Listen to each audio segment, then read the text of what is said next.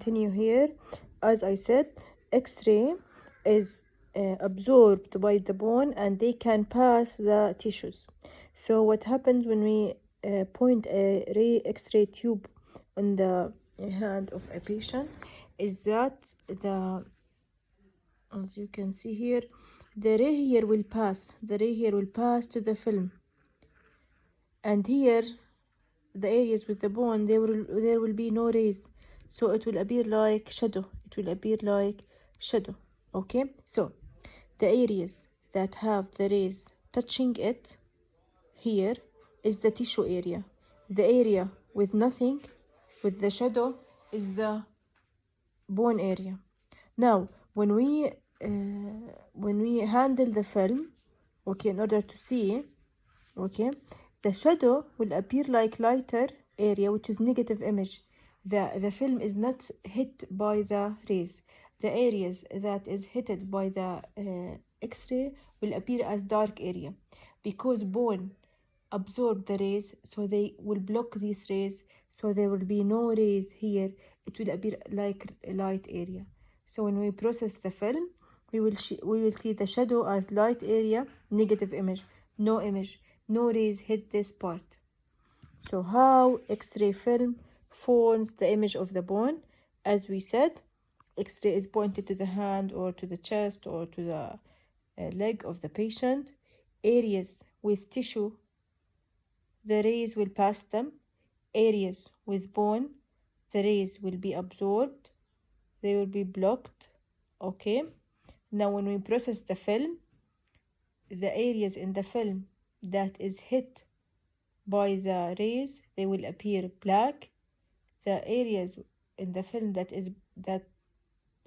there is no rays, the ray is blocked, they will appear as shadow or light areas, and this is the bone areas. Now when we take an X-ray as a patient, there will be no hazards because we are taking them with low doses. But people who work in this field, they will have an accumulative effect of these rays, so they should be aware. There should be safety for using these rays, because in high dose they can kill, and this is where we use them as to kill cancer cell in high dose. And in low dose they can cause mutation and they can cause cancer growth. So they are dangerous because in low dose they may cause mutation in the cells and they may cause cancer. In high dose they may kill the cell. Now in order to protect, we use the film bag. People work with X-ray use a film bag. A film badge is a small film that is put in a badge, and it will collect X-rays and it will be analyzed every let's say every 2 days, to see the amount of X-rays that are in that film. If they have high dose, the worker will stop working with these rays for some days in order to let these rays go out of his body and not to have an accumulative effect. Actually, there is no limit for the high dose, which dose considered a high dose to kill cell.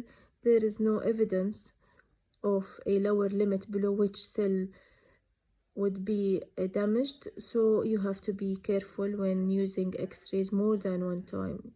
If you took one X-ray per, let's say, per year, it's okay, it's not going to affect you.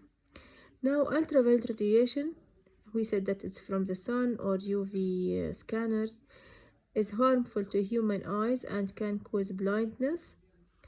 UV wavelengths are smaller than light wavelength, because remember the spectrum, the UV comes after the light, so they have what we said, as we go from left to right, wavelength decreases and frequency and energy increases.